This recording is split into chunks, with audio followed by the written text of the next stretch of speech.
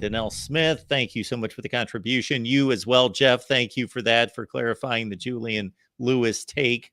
Danelle's asking, do you think USC will have a top 20 defense?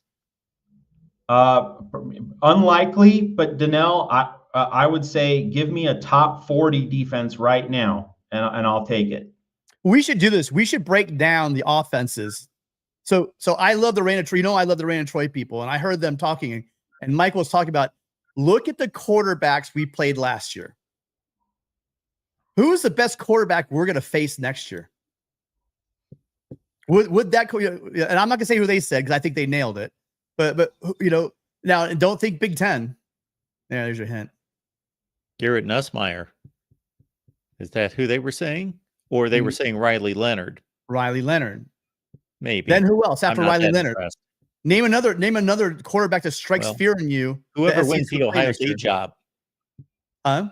Whoever wins the Ohio State job. We don't play Ohio State. Oh, okay.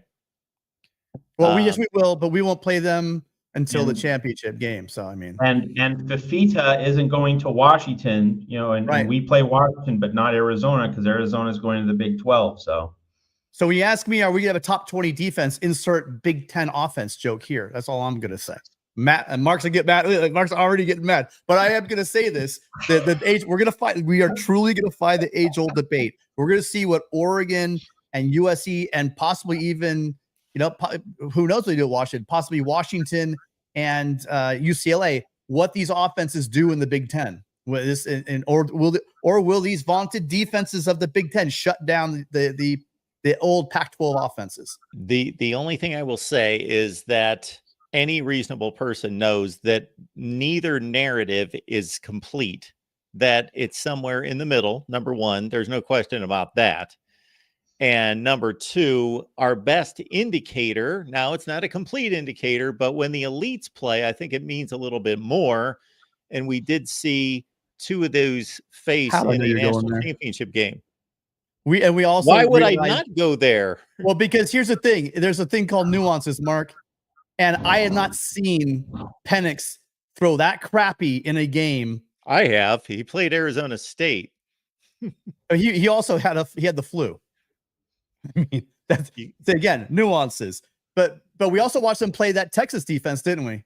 When he was on, and we saw what he did. So the point to pick out one game where he was clearly, I mean, again, everyone has a bad game, and anyone that's watched Michael Penix the last 2 years play football and watched the way he threw that ball in that game knows he was off.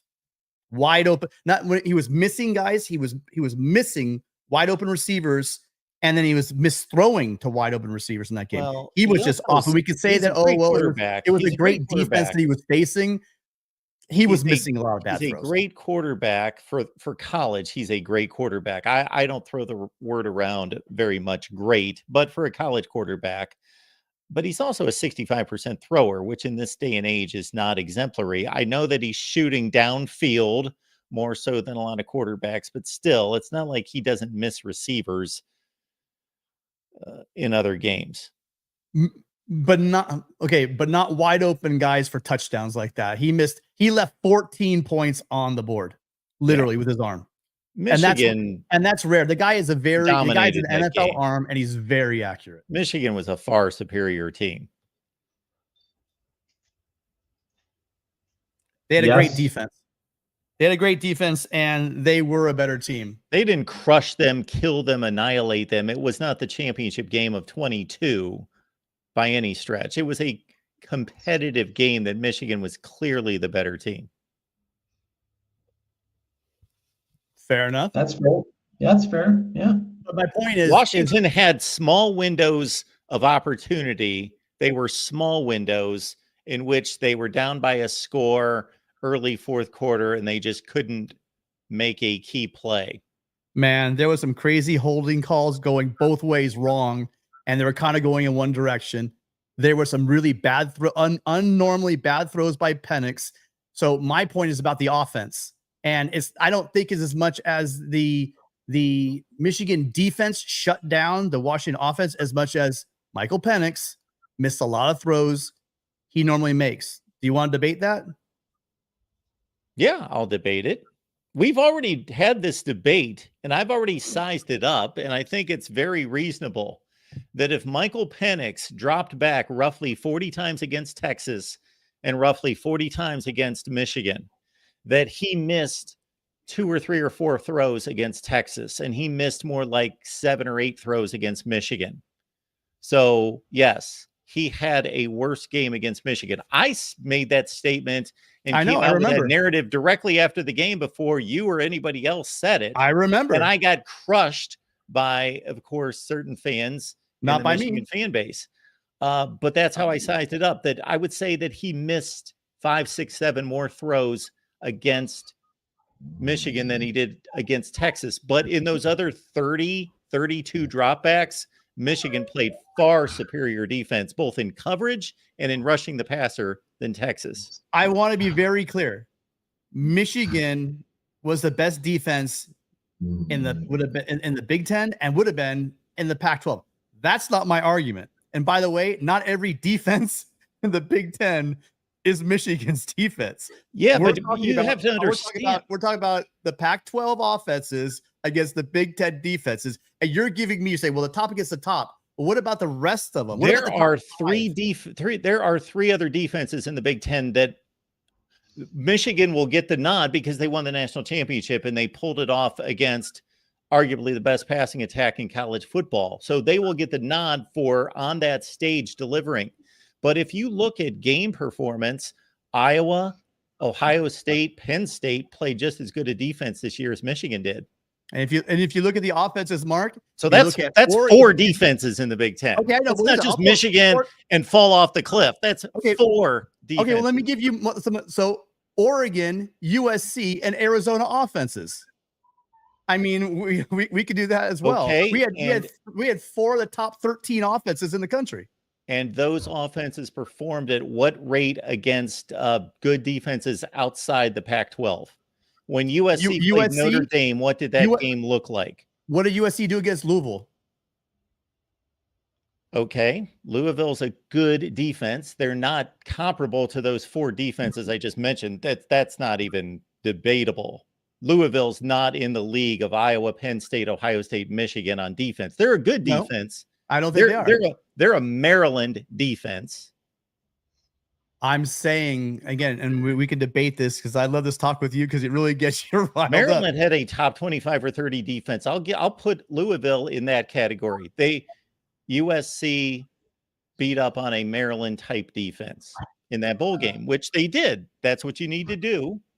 And that's what they accomplished. And then there's also Oregon. And Oregon did what against anyone outside the conference? They've got it. Well, I mean, they trucked Liberty. Okay, that unfortunately we didn't get to see Oregon play an Ohio State or a Florida State or a Georgia or somebody. I would have loved to have seen a better matchup for Oregon. That's not their fault. They put up what you would consider a reasonable offensive effort against Texas Tech. It was nothing scintillating, but they put up barely 30 offensive points, in Lubbock. But that's all we've got to go on outside the conference. My main point, just stepping in here, Josh Henson better deliver. That's all I'm going to say.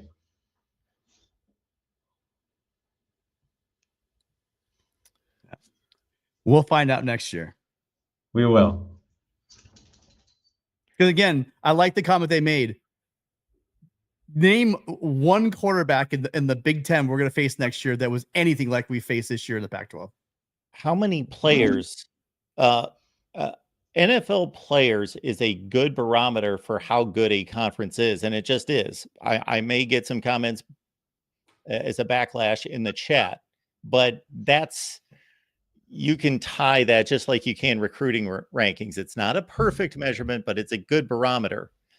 And the SEC always maintains about 350, 380 players in the NFL, and the Big Ten's next about 280, 290, and then it drops off from there.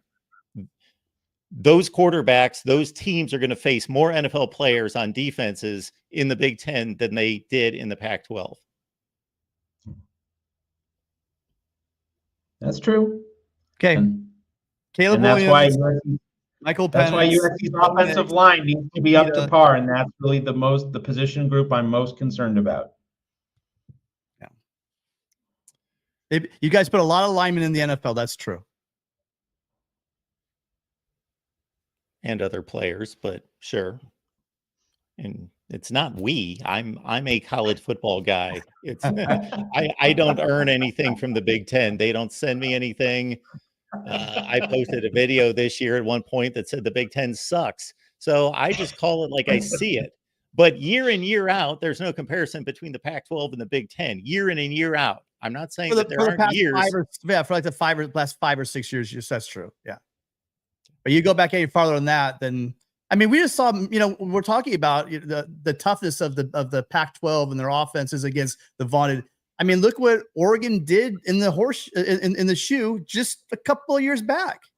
They didn't throw that; they ran the ball on the Buckeyes. Minnesota did that the week before.